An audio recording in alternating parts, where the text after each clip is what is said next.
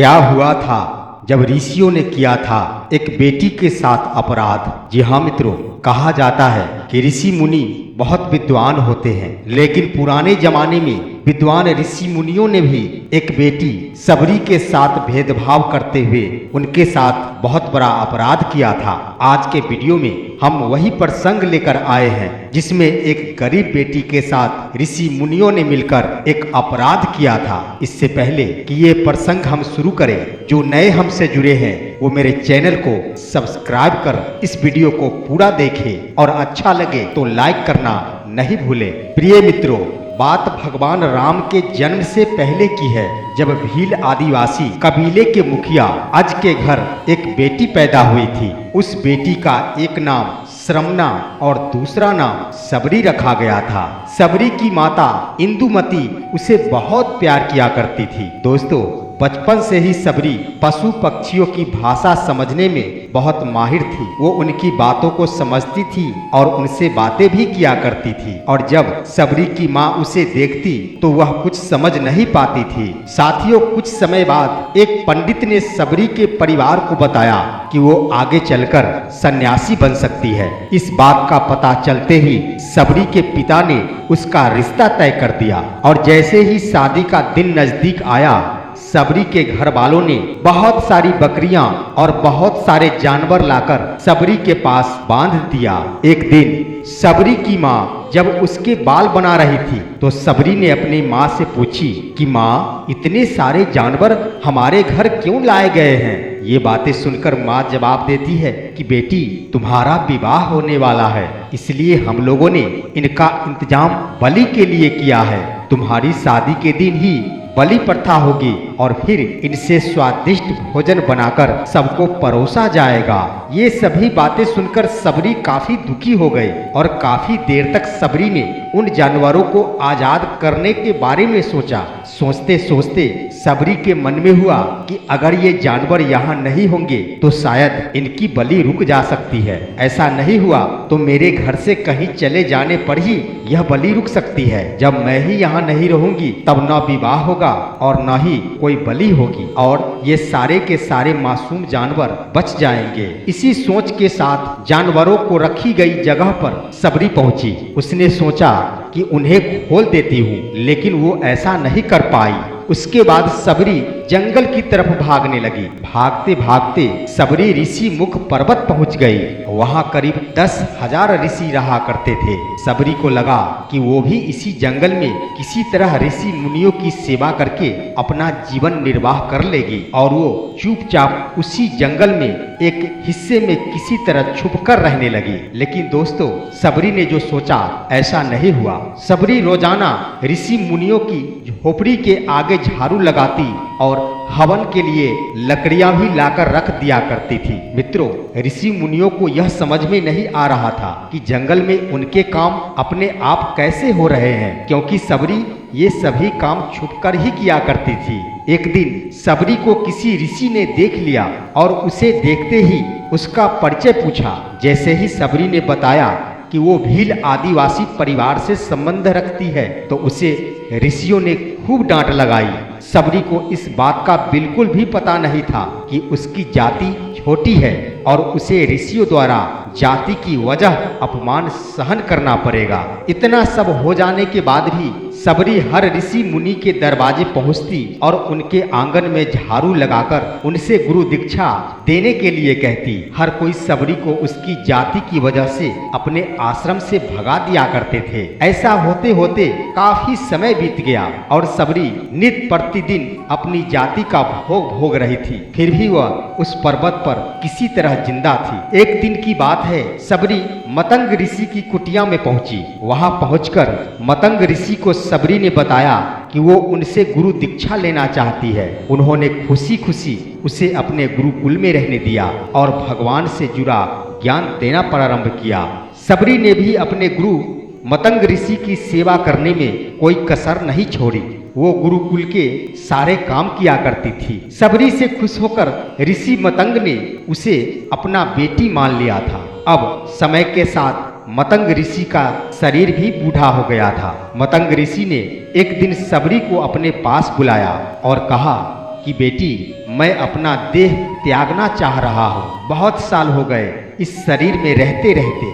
सबरी ने दुखी मन से कहा, हे प्रभु, आपके ही सहारे मैं इस जंगल में रह पाई हूँ। हमें जगह जगह अपनी छोटी जाति के कारण ताने सुनने पड़े हैं और आपने ही मुझे इस जंगल में शरण दिया है। भला आप ही चले जाएंगे तो मैं जीकर क्या करूंगी। इससे अच्छा होगा कि आप अपने संग मुझे भी ले चले, मैं भी अपनी देह त्याग दूंगी। मतंग ऋषि ने जवाब दिया, बेटी, तुम्हें चिंता करने की कोई जरूरत नहीं है। राम तुम्हारी चिंता करेंगे और तुम्हारा ध्यान भी रखेंगे। सबरी ने राम का नाम सुनने के बाद पूछा, वो कौन है और उन्हें मैं किस तरह से ढूंढूंगी। मतंग ऋषि ने बताया, राम कोई और नहीं, वो एक भगवान है। वो तुम्हें सारे अच्छे कर्मों का फल देंगे। तुम्हें उन्हें ढूंढने की कोई जरूरत नहीं है। वो एक दिन खुद तुम्हें खोजते हुए इस कुटिया में आएंगे और तुम्हें उनके हाथों ही मोक्ष मिलेगा। तब तक तुम इसी आश्रम में रहो। मित्रों, इतना कहते कहते मतंग ऋषि ने अपना शरीर त्याग दिया। सबरी के मन में मतंग ऋषि के जाने के बाद से एक ही बात थी कि भगवान राम स्वयं उससे मिलने आएंगे। मित्रों, वो रोज भगवान राम से मिलने के लिए बाग से अच्छे अच्छे फूल लाकर पूरा आश्रम सजाया करती थी और भगवान राम के लिए बेर तोड़ कर लाया करती थी। भगवान के लिए बेर चुनते हुए सबरी उन्हें चख जरूर लिया करती थी ताकि भगवान को सिर्फ मीठे बेर ही मिल पाए। साथियों, रोजाना सबरी इसी तरह भगवान के दर्शन की आस में फूल और बेर इकट्ठा किया करती थी। इसी तरह इंतजार करते करते कई साल बीत गए। अब सबरी का शरीर भी एकदम वृद्ध हो गया। एक दिन की बात है, आश्रम के पास के ही तालाब में सबरी पानी लेने के लिए गई। तभी पास के ही एक ऋषि ने उसे अछूत कहते हुए वहां से भागने के लिए कहा और एक पत्थर मार दिया। पत्थर लगते ही सबरी के शरीर से खून बहने लगा।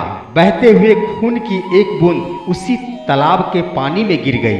दोस्तों, खून का बूंद तालाब में गिरते ही पूरे तालाब का पानी खून में बदल गया।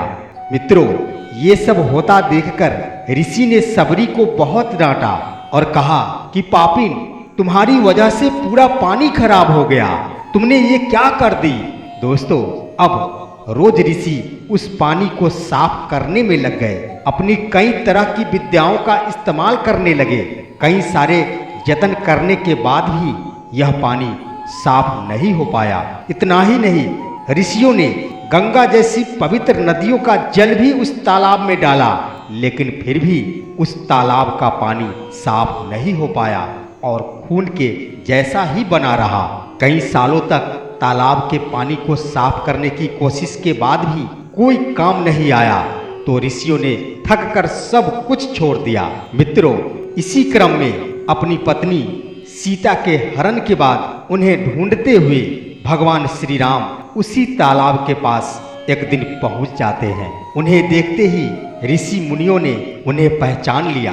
भगवान को वहां देखकर ऋषियों ने तालाब का पानी साफ करने के लिए भगवान को अपने पैर उसमें डालने के लिए कहा, लेकिन पैर डालने के बाद भी पानी जस का तस रहा। ऋषि मुनियों ने भगवान से भी कई अन्य जतन करवाए, लेकिन दोस्तों, वो पानी जस का तस बना रहा, खून के जैसा ही बना रहा। तब भगवान ने ऋषियों से उस पानी के रक्त में बदलने की कहानी पूछी। तब ऋषि ने सबरी को पत्थर मारने वाली सारी बात बता दी। उसके बाद ऋषियों ने ये भी कहा कि वो महिला ही अपवित्र है और छोटी जाति की है, इसीलिए ये सब कुछ हुआ है। ये बात सुनते ही उसी वक्त भगवान राम ने कहा कि ये सब आप लोगों के खराब वचनों से हुआ है। सबरी को इस तरह के शब्द बोलकर आप लोगों ने उसे नहीं बल्कि मेरे दिल को घायल किया है।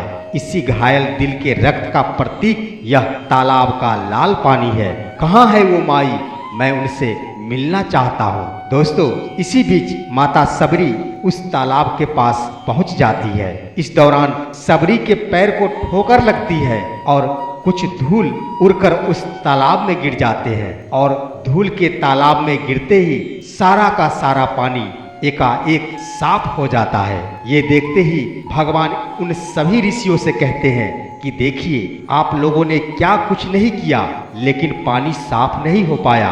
अभी सिर्फ माता सबरी के पैर की एक छोटी सी धूल ने तालाब को पूरी तरह साफ कर दिया। भगवान राम उसी वक्त माता सबरी को प्रणाम किए। प्रणाम करते ही माता सबरी कहती है कि हे भगवान, आप मेरे कुटिया चले।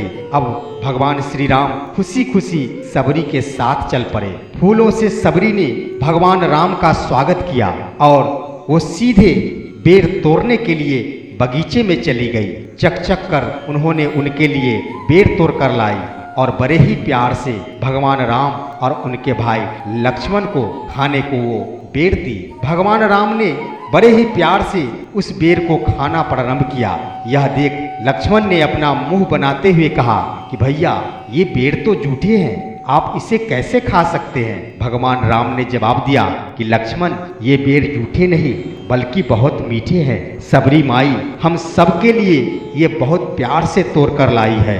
और इतना कहते हुए भगवान राम और लक्ष्मण दोनों बड़े प्यार से बेर चखने लगे। बेर चखकर जब भगवान श्री राम जाने को तैयार हुए तो उन्होंने माता सबरी से कहा कि माता सबरी, आप मुझसे जो चाहो वो मांग सकती हो। इतना सुनते ही माता सबरी ने कहा कि हे भगवान, मतंग ऋषि के कहने पर मैं आज तक सिर्फ आपके दर्शन के लिए ही जी रही थी। अब आप मुझे मोक्ष प्रदान करें। मैं अपना शरीर आपके सामने ही त्याग दूंगी। मित्रों, उसी वक्त सबरी ने अपना शरीर त्याग दिया और भगवान श्री राम उस सबरी माता का अंतिम संस्कार किए और फिर सीता माता की खोज में आगे निकल गए। तो मित्रों, इस तरह से ऋषि मतंग की बात सच साबित हुई और सबरी को भगवान राम के दर्शन भी हुए। और दोस्तों, सच बात यह है कि उसी समय से भगवान राम को सबरी के राम भी कहा जाने लगा। तो दोस्तों, ये कहानी से यही स्पष्ट होता है कि हमें कभी भी किसी को भी छोटा नहीं समझना चाहिए। हर इंसान अपने कर्मों से बड़ा होता है। तो दोस्तों, आज का वीडियो इतना ही। मेरा वीडियो पूरा सुनने के लिए आपको बहुत बहुत धन्यवाद।